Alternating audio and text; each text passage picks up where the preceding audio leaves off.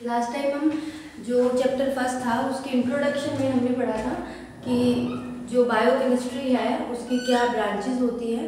इसमें हमारा एक टॉपिक पेंडिंग है, वो है लास्ट टॉपिक हमारा experimental approach in biochemical studies. Experimentally ये किस तरह से इस जो बायोकेमिकल स्टडी है उसमें हेल्पफुल होता है। एक्सपेरिमेंटली अगर देखा जाए तो ये किस स्टडीज में हेल्पफुल होता है? जो स्टडीज होती हैं, studies of cell organelle, cell organelles and biomolecules.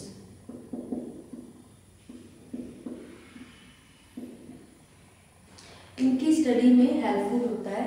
ठीक है, अब जो सेल ऑर्गेनेलीज है ये क्या होती है? जो सेल के अंदर जितना भी स्ट्रक्चर होता है, ठीक है, इसमें जो सेल स्ट्रक्चर्स हैं, cell structures inside cell, cell में जितने भी जो स्ट्रक्चर्स होते हैं, फॉर एग्जांपल जैसे माइटोकॉन्ड्रिया होता है, लाइसोजाइम्स होते हैं, राइबोसोम्स होते हैं, ठीक है, न्यूक्लियस होता है। सेल के अंदर जो पार्ट्स होते हैं अलग अलग, उनको कहते हैं सेल ऑर्गेनेलीज। और बायोमोलिक्यूल्स इनकी क्या स्टडी करते हैं? हम इसके फंक्शंस, जो सेल ऑर्गेनेली हैं इसके फंक्शंस पढ़ते हैं। सेल ऑर्गेनेली और बायोमोलिक्यूल्स के फंक्शंस की स्टडी करते हैं कि कौन सा सेल ऑर्गेनेल किस तरह से काम कर रहा है, कौन से बायोमोलिक्यूल्स का क्या फंक्शन है, और इनकी मेटाबॉलिक प्रोसेस यानी मेटाबॉलिज्म पढ़ते हैं। मेटाबॉलिक प्रोसेस इसकी स्टडी में हेल्पफुल होता है। ठीक है, ये हो गई एक्सपेरिमेंटल अप्रोच। अब इस अप्रोच में तीन तरह से स्टडीज कर सकते हैं। कैसे हम उसके फंक्शंस और मेटाबॉलिक प्रोसेस है उसको कैसे स्टडी करेंगे सेल ऑर्गेनेली और बायोमोलिक्यूल्स के। इसमें 3 अप्रोचेस हैं इसको स्टडी करने की। 3 अप्रोचेस हैं, 3 अप्रोच हैं जो कि इन्वॉल्व इन स्टडीज। ठीक है, 3 अप्रोचेस कौन कौन सी? सबसे पहले आइसोलेशन ऑफ सेल। सबसे पहले क्या किया जाएगा? आइसोलेट किया जाएगा। Isolation of cell organelle and biomolecules.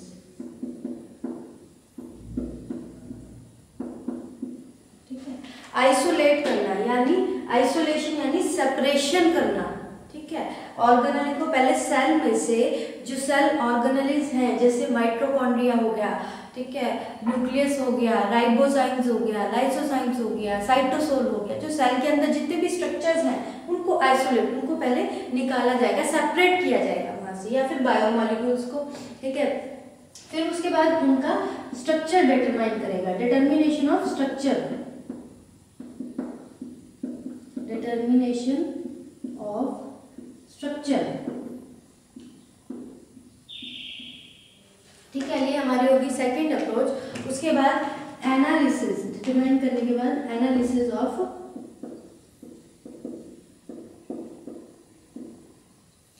Function and metabolism. जो इनका पर्टिकुलर फंक्शन है सेल ऑर्गेनेलीज का और बायोमोलिक्यूल्स का, उसको एनालाइज करेगा, उसके फंक्शन को और उसके मेटाबॉलिज्म को एनालाइज करना। ठीक है, ये 3 तरह की अप्रोच है जो इसमें इसकी स्टडीज के अंदर इन्वॉल्व होती है। 1 बाय 1 करके हम पढ़ेंगे। सबसे पहले हमारा आ गया isolation of organelles and biomolecules. इसमें क्या होता है, इसमें स्टेप्स आ जाते हैं कि सेल की सबसे पहले क्या होगा? Cell breakdown. आइसोलेट करना है, इसमें सेल ऑर्गेनेलीज निकालनी है तो उसमें पहले सेल को तोड़ा जाएगा। सेल ब्रेकडाउन, ठीक है, इसको आप ये भी कह सकते हैं डिस्ट्रक्टेड किया जाएगा। ठीक है, अब उसको सेल को ओपन हो गया तो उसके अंदर से क्या किया जाएगा? उनको सेपरेट आउट करेगा। जो सेल ऑर्गेनेलीज हैं सेपरेशन की जाएगी इसमें से। ठीक है, ये दो प्रोसेस हैं इस तरह से। अब ये की कैसे जाती है ये प्रोसेस, इसके अंदर स्टेप आ जाते हैं। सबसे पहला होमोजिनाइजेशन, उसके बाद जो सेकंड आ जाती है वो सेंट्रीफ्यूगेशन। ठीक है, सबसे पहला आ गया होमोजिनाइजेशन। होमोजिनाइजेशन में क्या होता है, इसमें एक होमोजिनाइजर का यूज किया जाता है। होमोजिनाइजर क्या होता है, जस्ट लाइक एक इस तरह से पेसल होता है, ठीक है, इस टाइप का स्ट्रक्चर होता है होमोजिनाइजर। ये पेसल है जो मोटर से चलता है, मोटर ड्राइवन पेसल, और ये ग्लास ट्यूब है, इसके साथ अटैच है, इसके साथ ग्लास ट्यूब अटैच है। इसके अंदर जो सेल होगा, जो रप्चर सेल होगा वो होगा जिससे हमें सेल ऑर्गेनेली को एक्सट्रैक्ट करना है। ठीक है, अब जो सेल होगा इस तरह से होता है, ये होमोजिनाइजर का एक डायग्राम है कि ये एक पेसल है। ठीक है,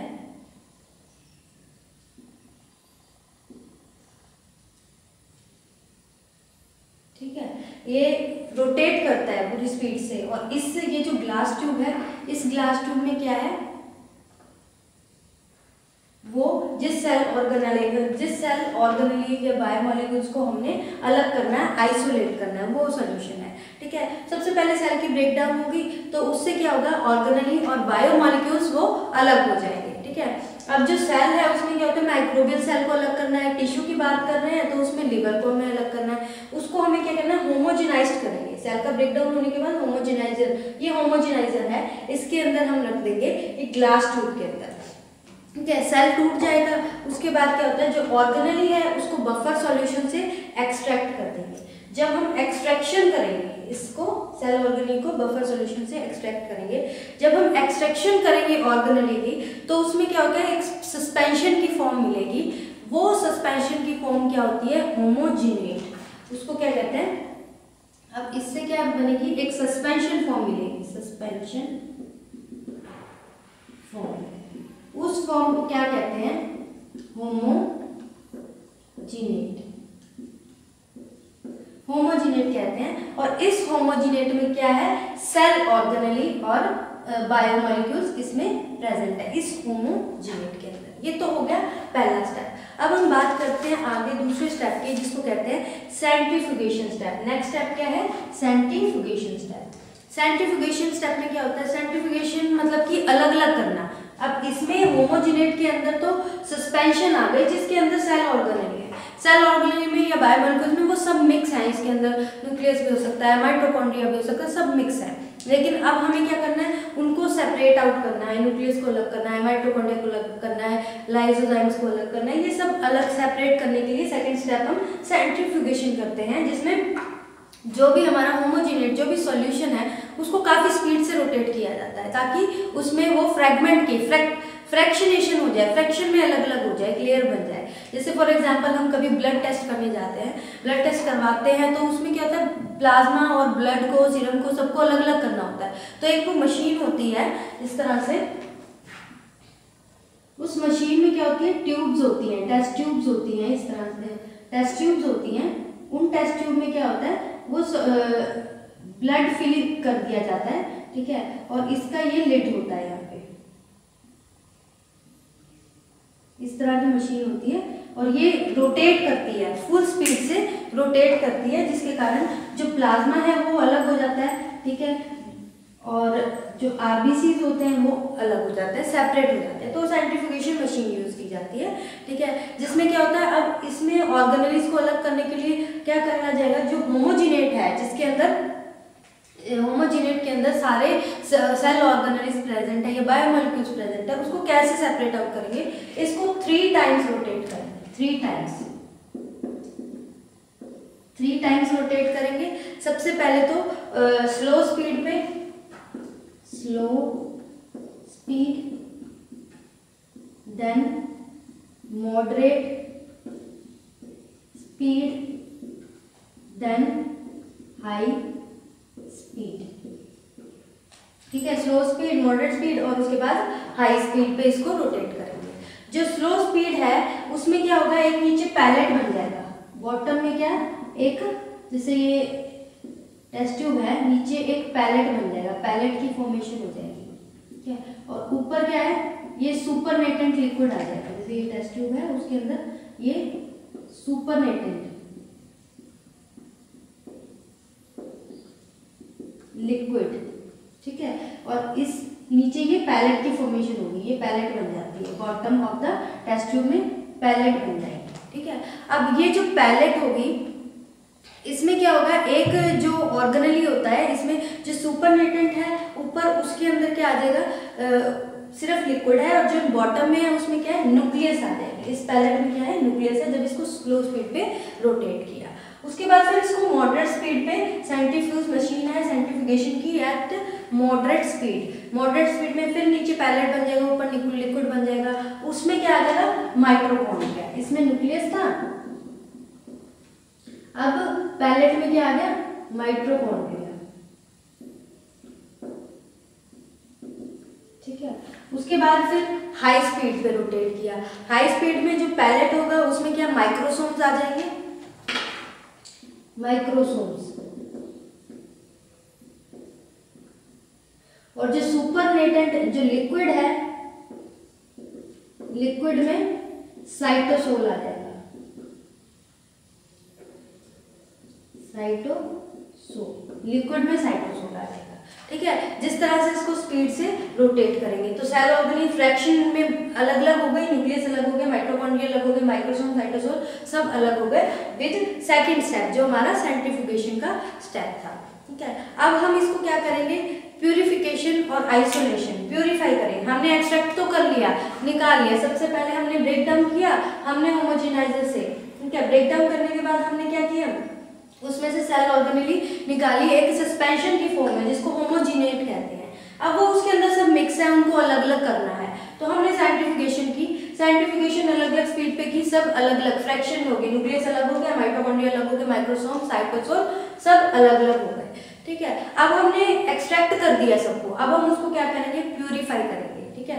जो आइसोलेट किए हैं हमने, आइसोलेशन यानी सेपरेशन की है जिन ऑर्गेनेल्स की, उनको प्योर करेंगे, प्योरीफाई करेंगे अलग अलग टेक्निक यूज करके। टेक्निक कौन सी होती है, एक तो थिन लेयर क्रोमेटोग्राफी होती है, ठीक है, और gas chromatography, gas liquid chromatography होती है जिसको जीएलसी कहते हैं, इलेक्ट्रोफोरेसिस, ये कुछ मेथड है, ठीक है। ये आपके सिलेबस में नहीं है, कुछ डिटेल में नहीं पता ना, बस आपको पता होना चाहिए कि इसको प्यूरिफाई और आइसोलेशन कैसे की जाती है, थिन लेयर क्रोमेटोग्राफी से, गैस लिक्विड क्रोमेटोग्राफी से, और इलेक्ट्रोफोरेसिस जो इसके मेथड है, इन मेथड से इसको किया जाता है, प्योरीफाई किया जाता है। उसके बाद ये तो हो गया, उसके बाद इसका स्ट्रक्चर, जो अब हमने सेकेंड पार्ट आ गया, आइसोलेशन तो हो गई ऑर्गेनेल ऑर्गेनिल्स और बायोमोलिक्यूल्स की, अब हम इसका स्ट्रक्चर डिटरमाइन करेंगे। इसके स्ट्रक्चर को डिटरमाइन करने के लिए अलग अलग टेक्निक्स होती हैं। वो कौन सी टेक्निक होती हैं, जैसे एक्सपेरिमेंटल, आपको बस नाम पता होना चाहिए, एक्सपेरिमेंटल एनालिसिस, ठीक है, स्पेक्ट्रोस्कोपी से, स्पेक्ट्रोस्कोपी के अलग अलग मेथड होते हैं, ठीक है। एक तो अल्ट्रा वायलेट स्पेक्ट्रोस्कोपी होती है, infrared, ultra violet spectroscopy, ultraviolet, IR, infrared, ये स्पेक्ट्रोस्कोपी होती है, ठीक है। ये मेथड होते हैं इनको क्या करने के लिए, इसके स्ट्रक्चर को डिटरमाइन की, हाँ जो हमने एक्सट्रैक्ट किया है उसका वही स्ट्रक्चर है। एक मास स्पेक्ट्रोस्कोपी होती है और एक एक्सरे क्रिस्टलोग्राफी होती है, ये मेथड होते हैं, आपको बस जनरल पता होना चाहिए कि क्या होता है, क्योंकि ये डिटेल में नहीं है कि एक्सपेरिमेंटल अप्रोच में क्या क्या आता है। उसके बाद आ जाता है इसके function, analysis of function and metabolism, इसको डिटेक्ट करने के भी अलग अलग मेथड होते हैं। हम किसके अंदर इसके फंक्शन और मेटाबॉलिज्म को एनालाइज करते हैं, उसके लिए कोई मॉडल तो चाहिए, या तो हम इंटैक्ट कोई एनिमल है उसके ऊपर स्टडी करते हैं, ठीक है, या पूरा सेल है, सेल पे स्टडी करते हैं, या फिर टिश्यू, जो हम टिश्यू जो होमोजिनेट से टिश्यू होमोजिनेट है उसके ऊपर स्टडी करते हैं कि उस कैसे फंक्शन करता है, कैसे मेटाबॉलिज्म करता है। जो आइसोलेटेड सेल ऑर्गेनेलीज है उस पर स्टडी करते हैं, या फिर मेटाबोलाइट्स और एंजाइम्स की ऊपर जो उसके फंक्शंस है और मेटाबॉलिज्म है उसको स्टडी करते हैं। ठीक है, तो ये अप्रोच है, किसकी अप्रोच है ये एक्सपेरिमेंटल अप्रोच है बायोकेमिकल स्टडीज की। ठीक है, तो ये इसमें आपको बस कई बार वैसे नॉर्मली एक क्वेश्चन में आ जाता है, ये इतना ज़्यादा इंपॉर्टेंट नहीं है, पर फिर भी इसको पता होना चाहिए आपको कि ये एक्सपेरिमेंटल अप्रोच में भी हेल्पफुल होता है। ये एक तरह से आप उसकी स्कोप में भी लिख सकते हैं कि एक्सपेरिमेंटल अप्रोच है बायोकेमिकल स्टडीज़ की। ये हम 3 अप्रोच हैं, उसके अंदर हमने तीनों के बारे में बताया कि आइसोलेशन, क्योंकि इस पर नोट ही आता है, अगर आएगा तो नोट ही आएगा, नहीं तो अदरवाइज इतना इंपॉर्टेंट नहीं है ये, लेकिन फिर भी पता होना चाहिए कि किस तरह से हम आइसोलेट करते हैं, क्योंकि ये पार्ट है किसका, बायो केमिस्ट्री का पार्ट है, किस तरह से हम इसकी आइसोलेशन करते हैं। ठीक है, सेल ऑर्गेनेलीज की।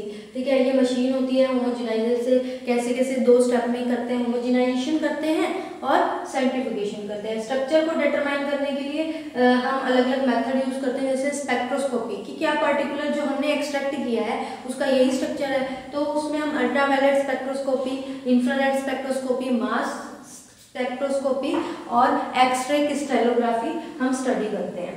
उसके बाद नेक्स्ट एनालिसिस, अगर हमने जो फंक्शंस है और मेटाबॉलिज्म है उसको स्टडी करने के लिए हम क्या करेंगे, या तो पर्टिकुलर एक एनिमल का यूज करेंगे जिसके ऊपर हम स्टडी कर सकें, या कोई पर्टिकुलर सेल जिसकी स्टडी करनी है। टिश्यू होमोजिनेट करके टिश्यू की स्टडी कर सकते हैं, जो सेल ऑर्गेनेली हमने आइसोलेट की है उसकी स्टडी कर सकते हैं, या फिर एंजाइम्स हैं उसकी स्टडी कर सकते हैं। अब इसमें आपका ये जो चैप्टर है, फर्स्ट चैप्टर है, ये कंप्लीट हो गया। इसमें आपको दोबारा से बता देती हूँ स्टार्टिंग से, पहले तो इसकी इंट्रोडक्शन डेफिनेशन की थी, वो आपको पता होनी चाहिए। ठीक है, इसमें स्कोप, उसकी ब्रांचेस, और आपको जो मोटा मोटा सेल का स्ट्रक्चर वगैरह भी, सेल क्या होता है, ठीक है, बेसिक यूनिट है लाइफ की। ठीक है, और स्मॉलेस्ट और बेसिक यूनिट है, इस मिलकर टिश्यू बनाती है, टिश्यू मिलकर ऑर्गन सिस्टम बनाता है, उससे ऑर्गन बनते हैं और ऑर्गन से पूरा बॉडी सिस्टम बनता है। ठीक है, और उसमें क्या क्या, ये जो माइटोकॉन्ड्रिया, न्यूक्लियस, राइबोसोम्स, लाइसोसोम्स, ये आपको पता होना चाहिए। आप 9th क्लास में पढ़ के आए होंगे क्या होते हैं, सेल के अंदर प्रेजेंट होते हैं और इनके क्या क्या फंक्शंस होते हैं, ये आपको पता होना चाहिए। ठीक है, और उसके बाद इसकी जो फील्ड अलग अलग ब्रांचेस थी वो करवाई थी, और इसमें एक एक्सपेरिमेंटल अप्रोच वाला टॉपिक था आपका जो पेंडिंग था वो करवा दिया। आपका ये फर्स्ट चैप्टर था जो इंट्रोडक्शन के रिगार्डिंग था, ये कंप्लीट हो गया। उसके बाद जो हमारा नेक्स्ट चैप्टर आएगा, नेक्स्ट चैप्टर होगा वो प्रोटीन्स के रिगार्डिंग होगा। उसमें हम प्रोटीन के बारे में पढ़ेंगे, भी प्रोटीन का उसकी केमिस्ट्री क्या होती है, डेफिनेशन क्या होती है, क्या रोल होते हैं उस प्रोटीन का बॉडी के अंदर, क्लासिफिकेशन क्या होती है, और उसको उसकी क्वालिटी को डिटेक्ट करने के लिए क्वालिटेटिव टेस्ट कौन कौन से परफॉर्म किए जाते हैं। ठीक है, और उसका बायोलॉजिकल वैल्यू क्या है, ठीक है, किस चीज़ की ट्रीटमेंट में यूज़ होता है वो, ठीक है, अगर उसकी डेफिशिएंसी हो गई तो डेफिशिएंसी डिजीज़ क्या है, ये सब किस में कवर हो जाएगा, आपका प्रोटीन, जो कि सेकंड चैप्टर है। इस लेक्चर में आपका ये चैप्टर कंप्लीट हो गया। नेक्स्ट लेक्चर में आप क्या करेंगे, प्रोटीन, नेक्स्ट जो सेकंड चैप्टर है प्रोटीन से स्टार्ट करेंगे।